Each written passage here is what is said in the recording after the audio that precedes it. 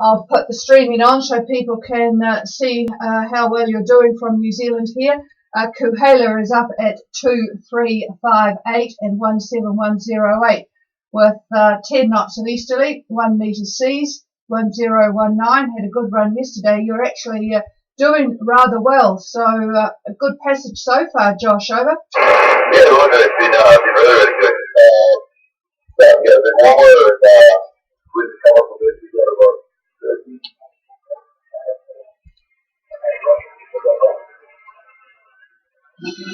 Yeah, you just faded at the end there, but yeah, no, it does sound good, so that's great, and hopefully we'll hear from Manawai shortly to see. They're a bit behind you. They started further south, but sounds like it will be pretty good for them as well.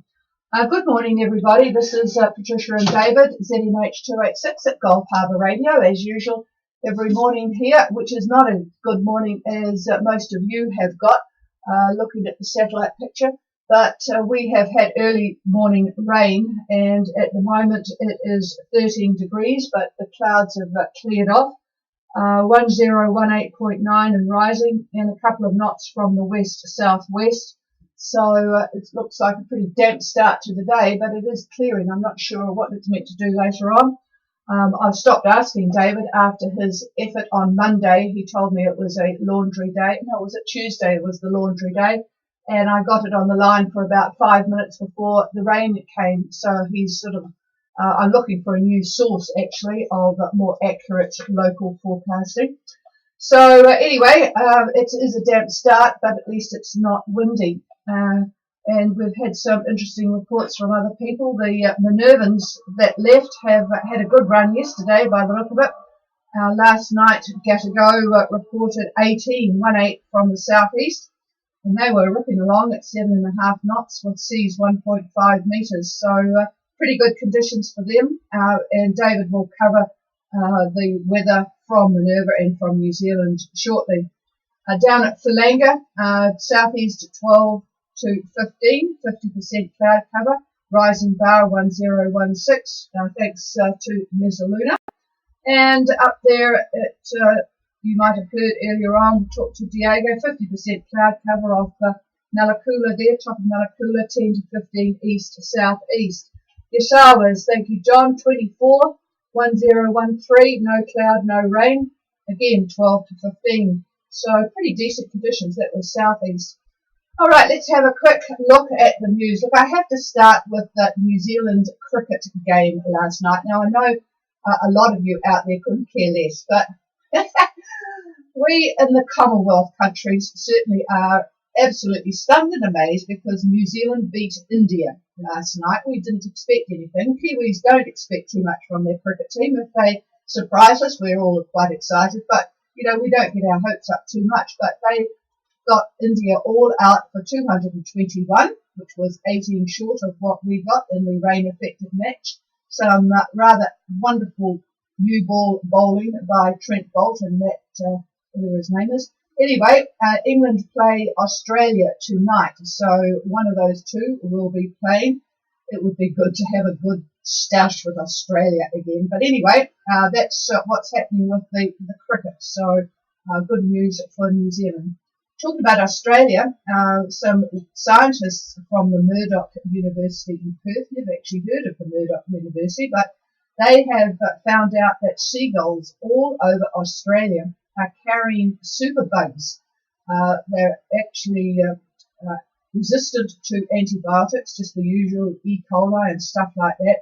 They get these superbugs from scavenging in rubbish dumps and sewage, of course, but they are evidently now all over Australia. So when you're having flying rats, as David called them, when you're having your fish and chips or whatever, don't feed the seagulls. Okay, the EU has warned Italy over rising debt. Now, Italy has a £2 trillion, this is UK pound debt. That's an awful lot of money, isn't it? It's meaningless. Meaningless, all right. Well, it's probably not meaningless to the EU. This is 130% of its annual income. So, Diego and Max and Alexandria, you better go home and help support the debt there. The populist government has intentions of taxing less and spending more to sort of boost the economy there. But that, of course, is going to put it on a clear collision course with Brussels. So there's a bit of to-do-ment over there in the EU, particularly if they don't have any money coming from England or the UK when it leaves the EU group. Every time you say Brussels, I think of those disgusting Brussels sprouts. Yeah, we're in Brussels sprouts time of the year here, and I tell you what, it is impossible to disguise them into an edible form for David. But anyway, that's by the by. France, they are adding an eco tax for everybody flying out of France, not for flying in, but if you fly out of France, there is going to be an additional 1.50 euros for economy and 18 euros to business class tickets. And the money raised is going to be invested in less polluting transport, such as rail. So other people are looking at raising taxes, not just New Zealand. I wouldn't put the Congo or Uganda on your must go and visit list because the Ebola outbreak is now the second worst ever in the world. It has killed over 1,630 people. But the scientists working on it have two experimental drugs that seem to work, which is good news, as the outbreak has now jumped the border with Uganda. So I don't think anybody that I am talking to probably is going to be sailing in that direction. So we'll move on to the US. It plans to recruit a coalition of allies to patrol the waters of the Persian Gulf. Now that is potentially an area that you might be interested in one of these days. This comes after the spate of attacks from Iran. So Mr. Trump and the rest of them are trying to do something about it without ruffling too many feathers there, but it certainly looks like the Iran, US, and in fact the EU, who is getting concerned about the uranium production there. But anyway, that's what's happening there. Of more interest to me is that Mr. Putin in Russia, he has stepped away from escalating conflict with Georgia. His parliament wanted to ratchet up the economic sanctions amid the anti-Kremlin protests. These have been going on for about a month now. The parliament has already stopped most flights between Russia and Georgia. That has upset a lot of people, of course, in the holiday season here because a lot of Russians go into Georgia, but you cannot fly from Russia to Georgia. I'm particularly interested in all of this because I will be in both Russia and Georgia next month, but I will be flying from Azerbaijan to Russia rather than Georgia. But anyway, the Parliament wanted to stop the imports of wine and water, but Mr. Putin, fortunately, is very much a wine lover, so he's put a stop to that. 2/3 of Georgian wine actually goes to Russia and half of their bottled water, so that would have affected their economy, not just the tourist industry, but it would have affected their economy quite significantly. Evidently, they do a lot of very beautiful wines, which I'm looking forward to tasting next month. But anyway, he's fortunately decided to just dampen things down a bit and try and work through just doing things on a economic basis. And if they even look at doing that, then that will be quite significant. Going to France now, it's increasing the penalty for using a mobile phone when driving. Currently it's 135 euros, but the proposal is that you will lose your license. So that's interesting. Here, it's quite different. You can get fined here in New Zealand $100,000 for giving a customer a disposable plastic bag with handles, but if you use your phone and risk an accident, you only get fined $80. So it looks like New Zealand had better up its game in terms of trying to improve conditions on the road. Okay, talking about New Zealand, the average annual property rise, this is for you folk out there that have got property left in New Zealand whilst you're sunning yourself in the tropics. The annual property rise to June end was only 1.7%. But if you strip out Auckland, it was actually 6.5% nationwide. Auckland actually went down 3.5%. So this, of course, is still quite significant difference if you've had your home for a long time, because the property prices here in Auckland went berserk. So that's the rundown of the news, and by now I hopefully will get good copy on Manawai. Manawai, Gulf Harbour.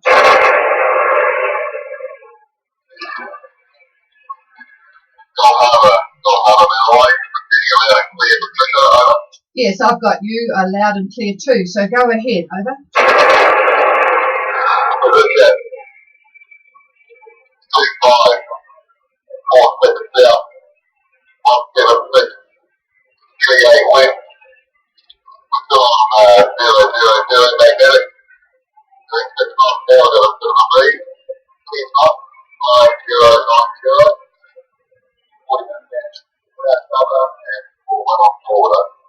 Okay, just give me the 10 knots. Is it, I presume, east or east-southeast, over?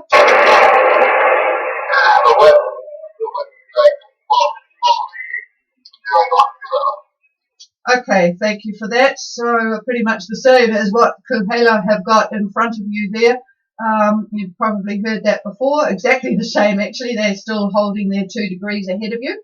So presumably you will get much of that for the rest of the day, but we'll wait and hear what David has got to say. So all well on board. I'm sure you stopped fishing, seeing as you probably are sick of fish by now, over.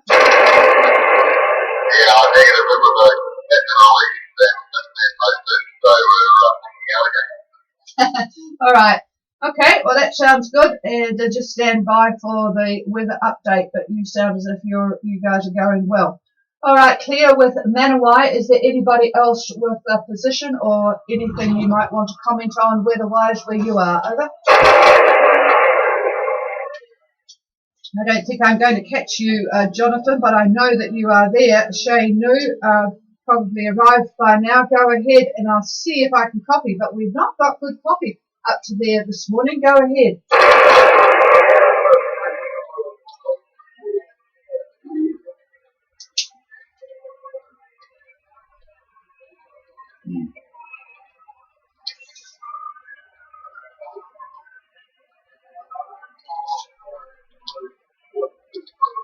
Well, I got the 1016, and you haven't arrived yet, so you're going in good daylight, good timing. But I'm sure that those around that area heard you, so I won't take too much time to get clarification there. I'll just tell you about some of the reports from here coming through on stream in Vianney Bay. Good morning, Scoots. 1015, 20% cloud cover. Whistler up there. David, hopefully he will cover the Niafu to Wallace for the next few days. They're a bit concerned about the trough, so put a note of that. Never really looked. Well, you'll have to have a look at it. So there you are. You've got time, 2 minutes now. Niafu, it's calm, 50%. Bar of 1014.9. Oh, the temperature's going up there, 26 degrees. And up there in Vale, as we talked before, Malakula, 10 to 15, east-southeast, 70% clear sky. Oh, he's got a more positive outlook now. 70% clear sky, 1012. And good signal today, but not so good over the other side of our broadcast area. But the Asians are starting to come in. That's interesting. We haven't had them so far this year. All right, that sounds about it from me. Is there anybody else before I hand the microphone? Nope, that's it. So we'll hand the microphone over. Actually, our skies are clear now, so looks like we might have at least a good morning here after the rain. So clean things up quite well. Here's David. You might want to stop there. Oh, yes. Well, hang on, folks. I have to stop this loop. Yeah, the reason he has to stop the loop on the satellite picture is that I believe that sometimes if there's a bit of a problem with the internet, we need to make sure we're not using too much so that the streaming doesn't get affected. All right, here he is. Yeah, okay, fine. Well, today the Tasman's completely covered in cyclonic flow. A complex low system to the south pushes north all the way up to 27 south. And all the flow, as I said, being cyclonic. And I count at least 7 fronts and troughs that are dominating the entire area. We often get that, the entire Tasman cyclonic. And usually, sort of a rule of thumb is when you have cyclonic flow, you can expect showers, cloud and showers. There's reasons for that, but we'll get into that another time. But just bear in mind that if that's what you're getting, then that's what you could anticipate. Now, the first front has pushed over New Zealand. It's an occluded front, and it passed over us here at Gulf Harbor just a few hours ago. Continuing on, there's more fronts are on the way, though. It's going to be an interesting couple of days. Now, our strong high way to the east, that's the one we've talked about virtually all week, still there. It's still 1032 millibar, but a very small, less intense high has developed, just popped up to the west, in between that high and New Zealand. In addition to that one, we have the other new high. That center is north of New Zealand. I mentioned that yesterday to you. We saw it develop as part of a very weak ridge that people are experiencing around 30, but it's there. 1025 millibars, so it's not a slouch. It's sitting near 30 and the date line. And of course, there virtually is no air in the middle of any of a big high, any small highs or big highs. So any yachts that are at that location are going to be motoring, I'm sure, unless they just like drifting around. Above or north of this area, I should say, winds are essentially easterly quadrant, and that's verified by the couple of reports that you've heard this morning, and the winds to about 15 knots. However, if you're Vanuatu or Newcastle bound, winds back to the east, northeast, to the northeast, and particularly Newcastle. If you're heading to Newcastle, you're going to get more of the northeast winds. That's today. Tomorrow, things flip around. So at around 25 south, you could expect southeasters going to Newcastle or Vanuatu, just the opposite of today. But east-northeast if you're going to Fiji. But then Saturday, things change all over again. So you've got virtually east to east-southeast winds to any of the groups. And that's a good direction. So we'll hope for the best that Saturday rolls around. Now, the wind does pick up Saturday, I would say in the 20 knot category. Now, I've got more exact figures, Paul, if you need them when I'm all done. But I think you've got the general idea what the winds are going to do. Now, by Sunday, good old Sunday, a frontal band is going to cross New Zealand, mess up our Sunday as usual. It's going to cross New Zealand, extending itself up to New Caledonia. So those of you that are up in New Cal, you've got something to not look forward to. The winds to Vanuatu or New Cal at that point will be northerly quadrant. So hopefully those of you that are headed for those locations will have arrived by then. I think you will have. The Minervans to Fiji at 20 south, I should see around 20 knots east-southeast today. A little bit of a breeze, picking up 20 to 25. I would say that'll go through Friday morning, but then it's going to lighten up by lunch to about 15 to 20. So quite fresh and then it mellows just a little bit. And this is Friday I'm talking about tomorrow. Looking at the tropics, the Solomons have developed a tropical disturbance. They've had the trough now for the entire week, and within that we've got a tropical disturbance that's formed. And we can tell that by looking at the microwave satellite, and we could see rotation. We could see cyclonic flow. Now there's a trough also, and that's been around for a few days as well, but that trough extends to northern Vanuatu, way to the north. It does not seem to be affecting anything to the south, which is good. There is another trough that's flying over Rotuma, and that one runs between Fiji and Futuna, and then it goes on to Tonga, and it goes southeastward from there. So Shaynu would have had some of that, I think, but it sounds like they're more or less past that, just about to enter Fiji. We couldn't hear them at all. Very, very poor propagation. Another disturbance lies over Tokelau, so that's a second disturbance that we've got up there. Same as yesterday, actually, and it runs a trough to the southeast. And the last trough that I could see runs to the northern Cooks. And you'll have to laugh at that, I suppose, because it always seems to be troughing in that area. It did last year, too. Anyway, the trough near Fiji, that's the one over Rotuma now, that is drifting south. And it's going to affect the group fairly soon, maybe later today. And that's more or less what we thought it would do yesterday, if you'll remember that report.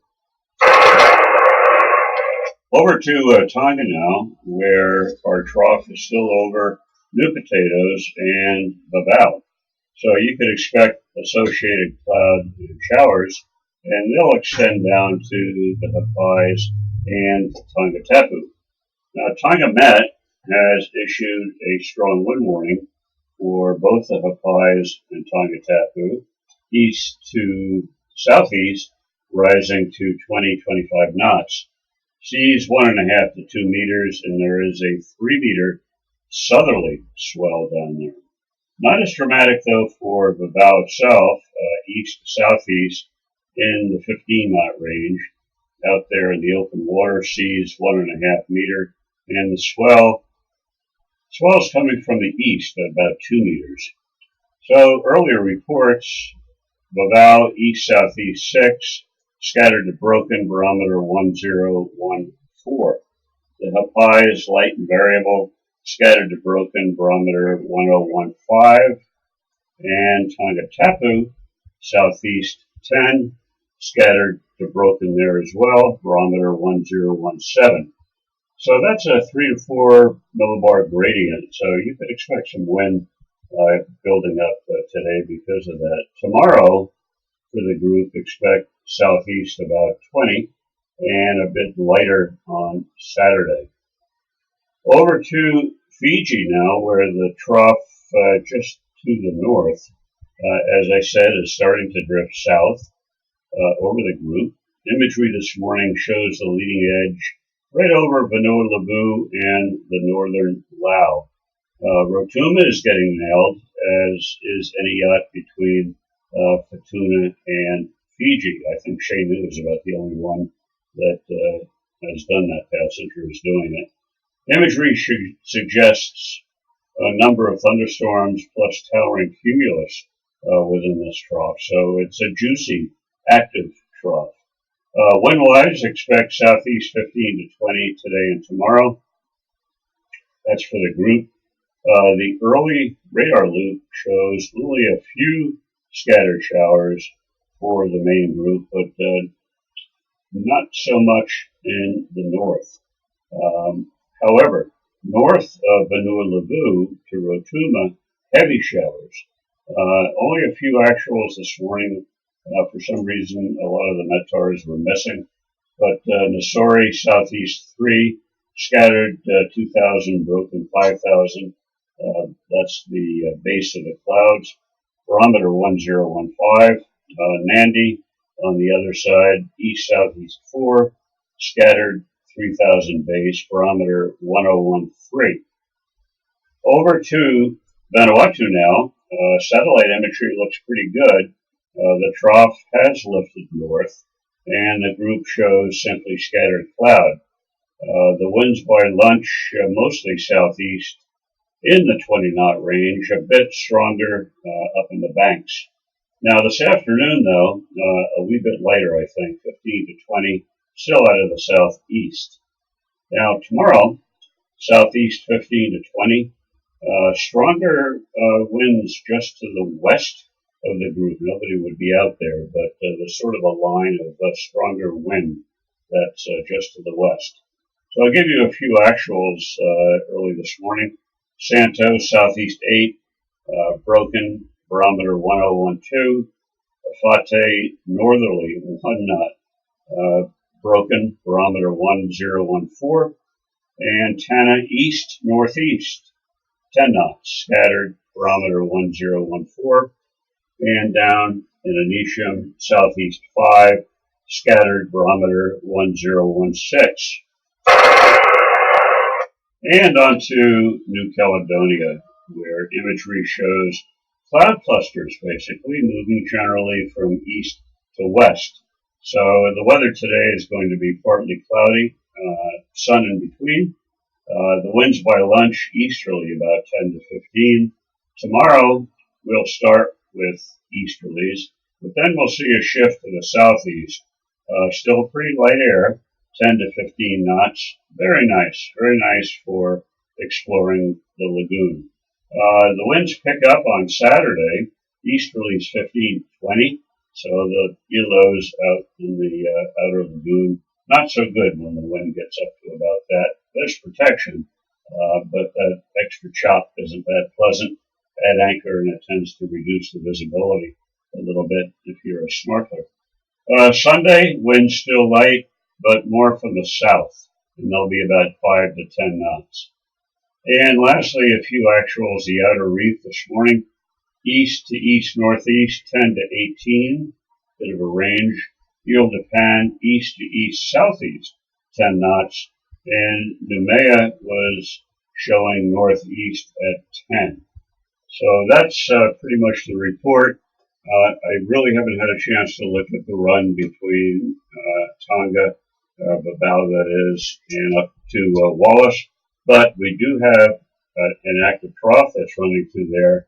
So wind-wise, you probably will be okay, but you might get wet. So that's the story there. I'll give it to Trish, the chief here, and I'll look a little bit closer. And when she's done, I'll come back on that. All right. Is there anybody else with anything or any reports? Please call now.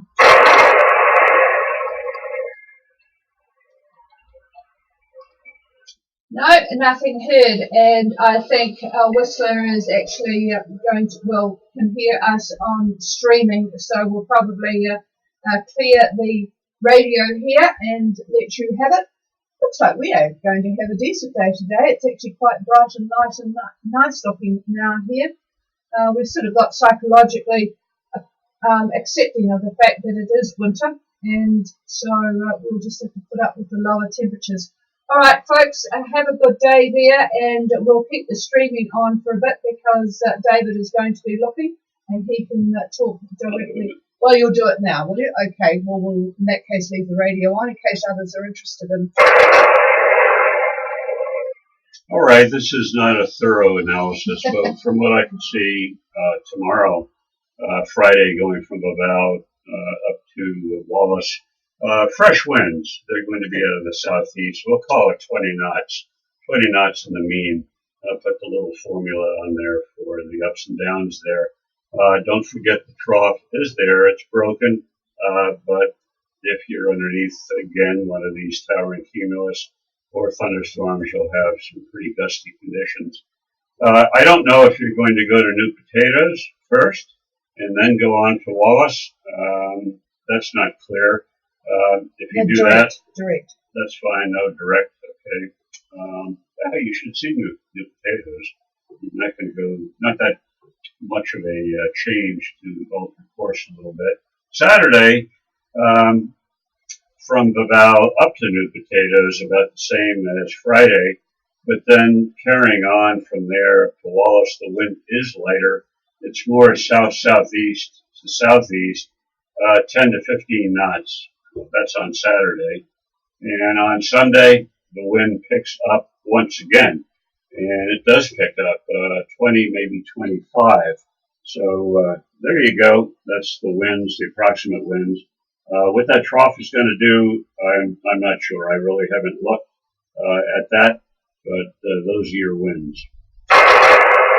And here's the chief. Well, that's about it from us, and it seems like a departure earlier rather than later, but anyway, we'll leave that to you. Toss a coin in the air. Cheers, everybody. Have a good day. Enjoy the water, and we'll be back again tomorrow. This is ZMH286, clearing the frequency. Cheers all. Before I lose my voice.